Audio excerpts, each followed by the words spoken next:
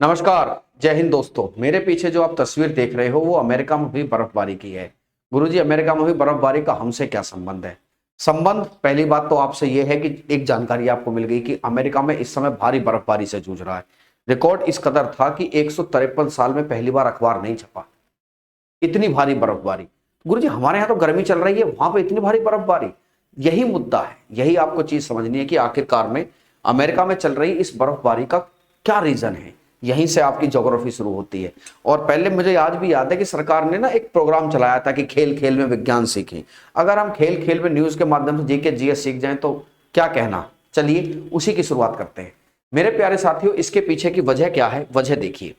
ये बर्फबारी की जो तस्वीरें मेरे पीछे आप देख रहे हो, ये बर्फबारी की तस्वीरें दादा अमेरिका की हैं और खासकर न्यूयॉर्क की। जैसे न्यूयॉर्क में टाइम्स स्क्वायर से गुजरता हुआ एक व्यक्ति, ये न्यूयॉर्क की तस्वीरें हैं।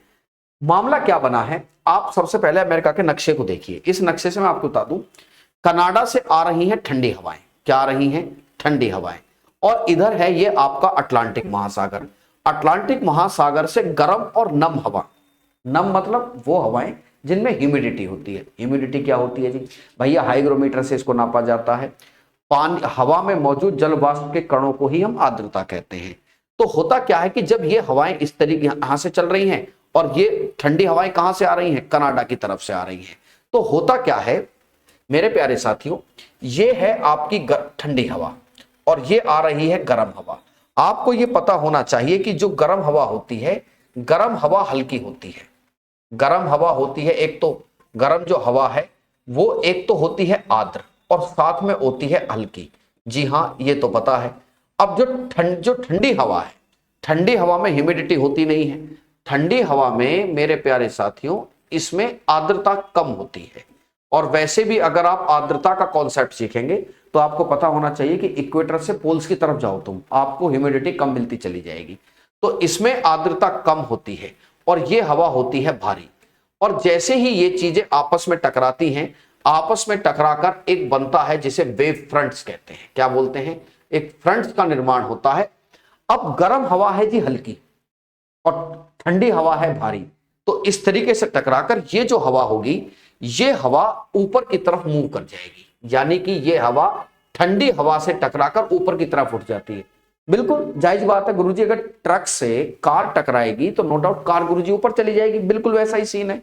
तो ये जो गर्म हवा है जिसमें ह्यूमिडिटी मौजूद है और ये हल्की है भैया, तो ये टकराकर ऊपर की तरफ चली जाती है और ऊपर का तापमान 0 डिग्री के आसपास हो रखा है। यहां पर तापमान 0 डिग्री के आसपास है और 0 डिग्री के इस आसपास के होने के पीछे की एक वजह जेट स्ट्रीम भी है। गुरुजी, जेट स्ट्रीम तो हवाई जहाज से मतलब है क्या? नहीं। जेट स्ट्रीम आपको पता होगा कि ऊपरी क्षोभ मंडल में चलने वाली वायु जो धाराएं होती हैं वायु की। तो ऊपर का तापमान 0 डिग्री सेंटीग्रेड है, ये गर्म हवा है। अब ये गर्म हवा जब ठंडी हवा से टकराई तो टकराकर कहां चली गई? ऊपर की तरफ। ओके, ऊपर तरफ जाने तो फिर ये ठंडी हो जाएगी जी, बिल्कुल ठंडी हो जाएगी। इस प्रक्रिया को संघनन कहते हैं। और ये कंडेंसेशन जब 0 डिग्री के आसपास होता है तो गर्म हवा में मौजूद जो वाटर वेपर्स हैं, ये वाटर वेपर्स क्या हो गए हैं? ये वाटर वेपर्स बर्फ के कणों में बदल जाते हैं। बर्फ का कण भारी हो जाता है, फिर काम करती है ग्रेविटी और बर्फ के कणों में भारी होने की वजह से यही बर्फ के जो कण हैं ये नीचे की तरफ आने लगते हैं। मतलब इसी वजह से अमेरिका में बर्फ गिर रही है क्या? इसी वजह से अमेरिका में क्या गिर रही है? बहुत ज्यादा बर्फ गिर रही है। और अमेरिका में ये जो बर्फ गिर रही है, जिसके पीछे की बड़ी वजह क्या है?